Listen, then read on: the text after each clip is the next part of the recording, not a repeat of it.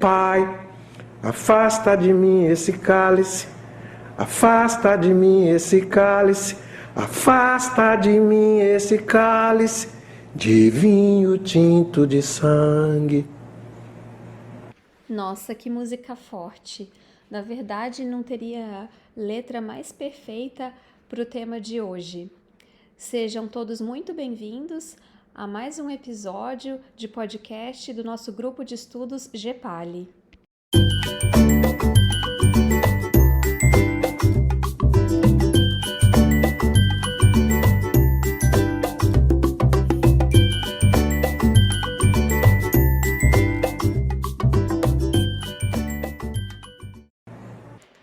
O trecho que acabamos de ouvir é conhecido por muitos de vocês. Trata-se da canção Cálice, escrita por Gilberto Gil e Chico Buarque no ano de 1973, durante o período da ditadura militar no Brasil, anos muito duros. E essa música é muito importante porque é um ato de resistência desses dois compositores que marcaram a cultura brasileira. E é disso que nós vamos falar hoje, da resistência face ao silenciamento. Tema complexo que é tratado de maneira muito assertiva por Eni Orlandi em seu livro As Formas do Silêncio, mais precisamente no capítulo Silêncio, Sujeito, História, Significando nas Margens. Eu sou Letícia Rubinger e estou aqui com Priscila Taide, que assim como eu, também é professora. Pri, no capítulo que nós estávamos estudando, Eni Orlandi fala de duas formas do silêncio fundador e do silenciamento. Conta para o pessoal qual é a diferença entre os dois. Segundo Eni Orlandi, a diferença entre o silêncio fundador e a política do silêncio é que a política do silêncio produz um recorte entre o que se diz e o que não se diz, enquanto o silêncio fundador não estabelece nenhuma divisão. Ele significa em si mesmo. E quando se fala em política do silêncio, se fala em censura, por exemplo, que contextualiza a música Cálice. Exatamente, Priscila. E em primeiro lugar, é preciso que pensemos no porquê da censura, no porquê de palavras serem tão perigosas ao ponto de serem caçadas e banidas. É porque palavras não são só palavras, né? É porque, segundo Eni Orlandi, o sujeito e o sentido se constituem no discurso, ou seja, por meio das palavras.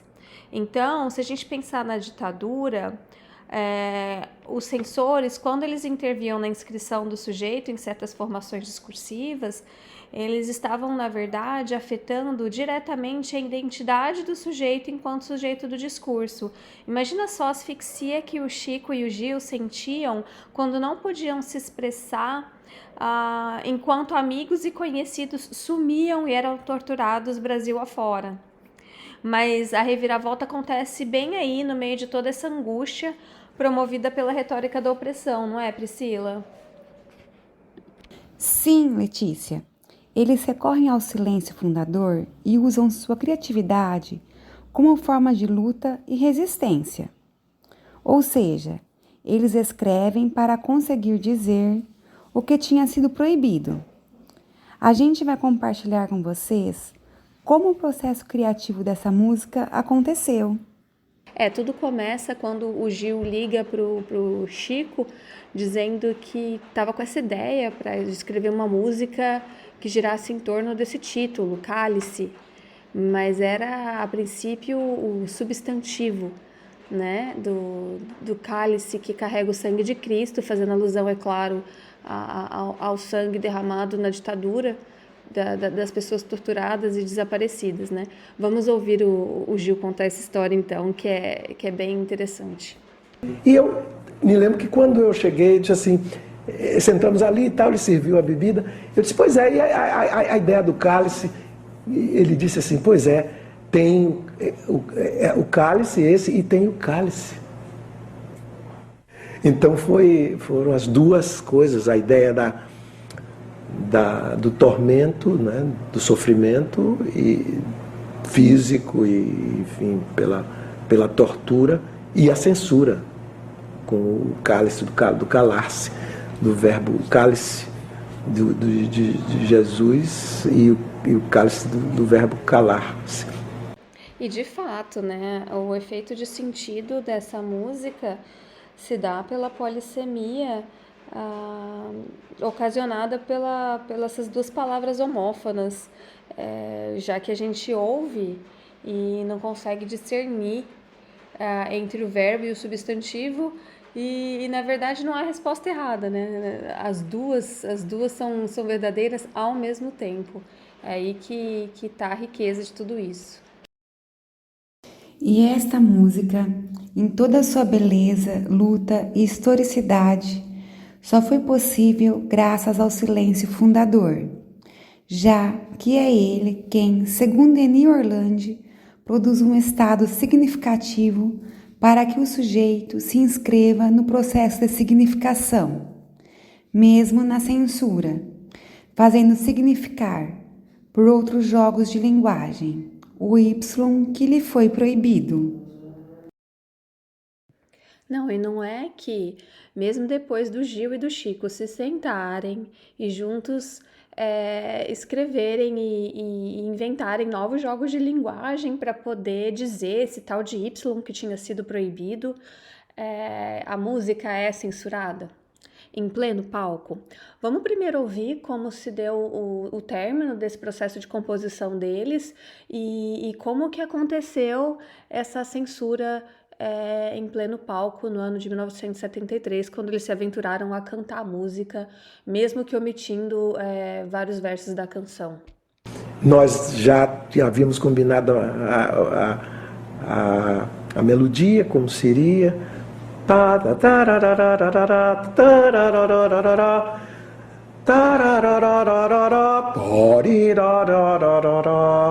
né? Que foi dali então ele fez 2 estrofes, eu fiz 2 estrofes e nós fizemos a canção, que acabou censurada. Arroz à grega, parabundá, parabundá, parabundá, darabundá, darabundá, darabundá, darabundá. Meu som! Darabundá, ahanadá, parabadá, parabundá, parabundá,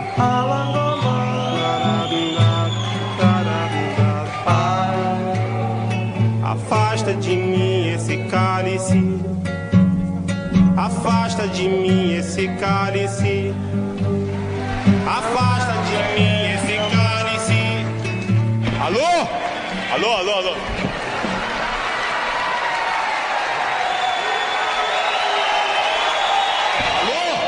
Alô, alô, alô.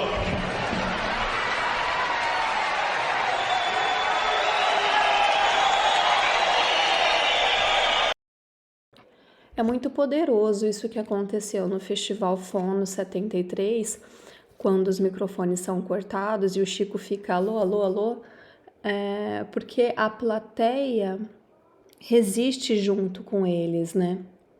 A reação da plateia vaiando e esbravejando, indignada com o corte dos microfones, um ato metafórico de censura, é muito bonito porque mostra que a música que tinha acabado de ser escrita, né, e que nem foi cantada em sua letra, foi apenas o Pai, afaste de mim esse cálice, mostra o quanto que essa música já afetou as pessoas, né, que é o papel da arte, é fazer as pessoas se incomodarem e se inquietarem mesmo. Com certeza, Lê. Essa foi a forma que os compositores encontraram, não só nessa música, como em outras letras também, de tentar resistir ao silenciamento sem terem suas letras apanhadas na triagem da censura e conseguirem que suas músicas tocassem e transmitissem seu sentimento de indignação com o sistema político antidemocrático e opressivo imposto ao povo brasileiro nessa época. Mas para indignação do Chico e do Gil, essa música foi pega pela censura ali no ato, tanto é que foi, na verdade, lançada só 5 anos depois, em 1978, né? Para a gente fechar esse podcast, é importante reforçar que, diante do silenciamento, nós podemos recorrer ao silêncio fundador para poder encontrar outras formas de significar e de existir, que foi o que os dois compositores fizeram com o Cálice por meio da escrita. Mas nós não precisamos ser Gil e Chico para fazer isso, a gente pode ser a gente mesmo e escrever. Tem uma dica de leitura que é o livro 1984, de George Orwell, cujo o protagonista é Winston, que está num regime, é um cidadão que está num regime de totalitarismo, extremamente rígido, e ele escreve em seu diário como forma de resistência, subvertendo o sistema, que inclusive tinha um crime chamado crime do pensamento, né? Thought crime, na original, em que a pessoa não poderia nem pensar coisas que iam contra o regime. E ele, no silêncio da escrita ali, sem enunciar com a voz, né, ele coloca os próprios pensamentos. Não posso dar spoiler, né, mas é um livro muito forte, não tem final feliz, mas dialoga bastante com quaisquer regimes de autoritarismo, e portanto, tanto 1984 quanto o Cálice são atemporais, porque é cíclico, né? Essas opressões, elas vão e elas vêm, e dependendo do contexto sócio-histórico em que estamos. Bom, é isso.